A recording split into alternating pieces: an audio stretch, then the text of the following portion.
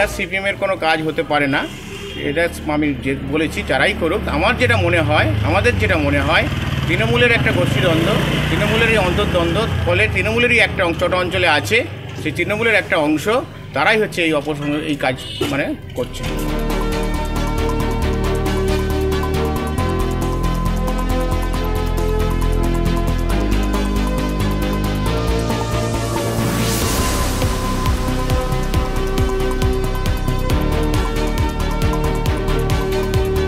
এরা তো সামনে সামনে এসে কোনোদিন মুখোমুখি বসতে পারবে না যে আপনারা মানুষের কাছে ভোটটা চাইতে যাবেন, কি নিয়ে চাইতে যাবেন?